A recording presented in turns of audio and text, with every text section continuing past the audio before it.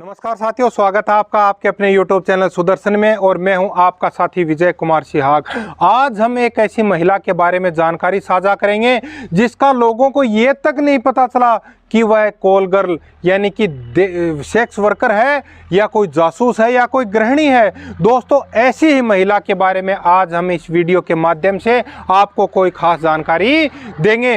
वो जासूस थी या कॉल गर्ल, एक पहेली है। दोस्तों, नाजियों की नाक में दम करने वाली हिंदुस्तानी दक्षिणी इंग्लैंड के छोटे से गांव कोटस्वोल्ड में रहने वाले लोग मिसेज बर्टन को बहुत पसंद करते थे।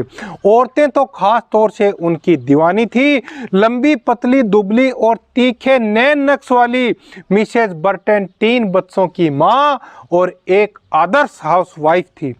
उनके बनाए केक और बिस्किट्स का तो कहना ही क्या, लेकिन आस पड़ोस तो क्या, ब्रिटेन की military intelligence security service M15 को इस बात की भनक नहीं लगी कि यह कौन है कि केक बिस्किट बनाने वाली मिसेस बर्टन असल में रूस की रेड आर्मी की कर्नल उर्सुला कुंजुस्की थी। वफादार communist Soviet military intelligence officer, एक प्रशिक्षित जासूस जो इंग्लैंड आने से पहले चीन, पोलैंड और स्विट्जरलैंड में कई बड़े जासूसी अभियानों का हिस्सा रह चुकी थी।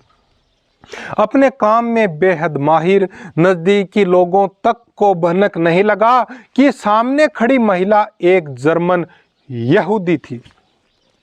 नाजी विचारधारा के सख्त खिलाफ रहने वाली हिटलर तक को मारने की साजिश में शामिल रह चुकी थी। वह अनुभवी और कुशल रेडियो टेक्नीशियन, जासूसी करने में माहिर बम मेकर और सीक्रेट एजेंट उर्सुला को मॉस्को से अमेरिका और ब्रिटेन की जासूसी करने के लिए इंग्लैंड भेज दिया गया।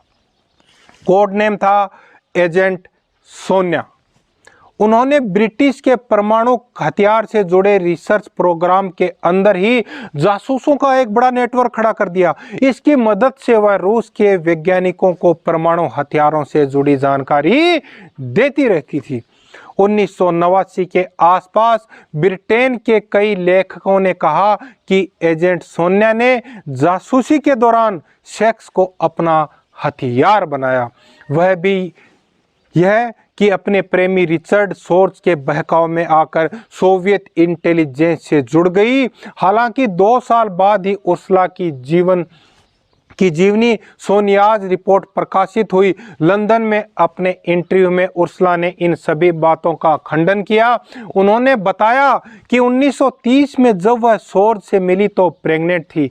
उन्हें सोर्ज नहीं बल्कि सोर्ज की अमेरिकी प्रेमिका ने सोवियत एजेंट के रूप में भर्ती करवा दिया था।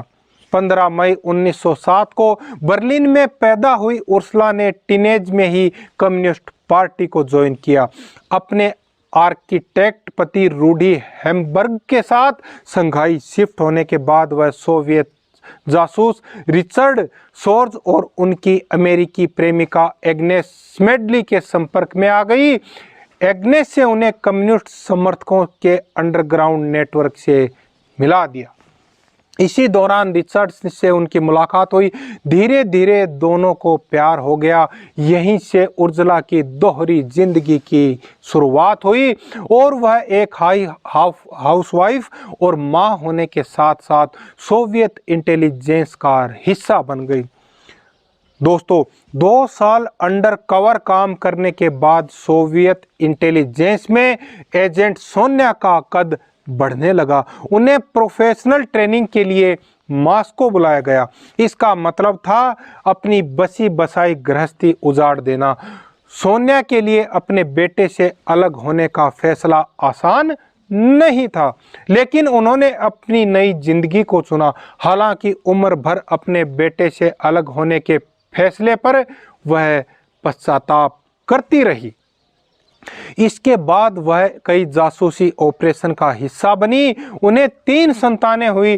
तीनों को अलग अलग पार्टनर से। इस दौरान वह कुछ वक्त अपने पहले पति रूडी के साथ भी रही, लेकिन फिर दोनों में तलाक हो गया और उर्सुला ने एक ब्रिटिश जासूस लेन बर्टन से शादी रचा ली, बच्चों को अपने साथ रखा और मिस्टर बर्टन के साथ अपनी जिंदगी के सबसे महत्वपूर्ण जासूसी मिशन पर इंग्लैंड आ गई।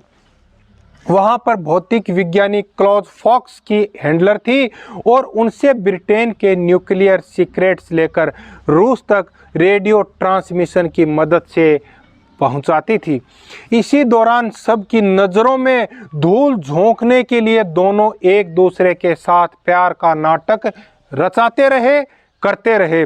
उर्सुला ने अपनी दोहरी भूमिका इतनी बखूबी निभाई कि ब्रिटेन की खुफिया एजेंसी भी बेवकूफ़ बन गई। M15 के मेजर टेलर ने शक की बिना पर उर्सुला से सच उगलवाने की कोशिश की। उर्सुला की ट्रेनिंग ही हुई ऐसी थी, ऐसी पूछताछ का सामना वह आसानी से कर सकती थी। उन्होंने हर सवाल का जवाब शांति से दिया। 2 घंटे चली इस पूछताछ में उन्होंने अफसरों को कोई ऐसा सुराग या क्लू नहीं दिया जिससे शक पुख्ता हो सके।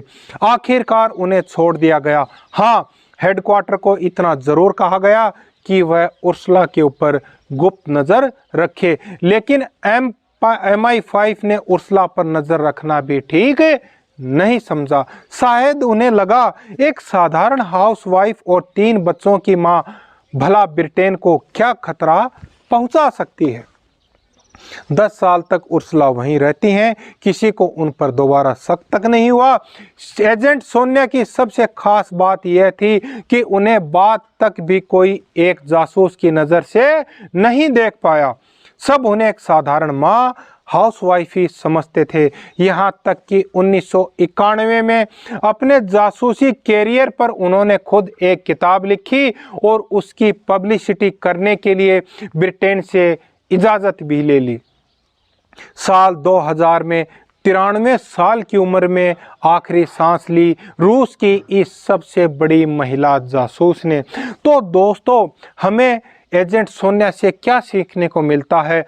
राष्ट्र अपने राष्ट्र के प्रति वफादारी, राष्ट्र की सुरक्षा, राष्ट्र की संप्रभुता ही सर्वोपरि होती है। इसके लिए जैसे एजेंट सोनिया ने अपने जीवन का त्याग किया, अपनी हरी भरी जिंदगी को नरक बनाई, अपने बच्चों से पृथक रही, फिर भी उन्होंने सोवियत संघ के लिए अपनी हर तरह की जो उनका बेस्ट था वो लगाने की कोशिश करी।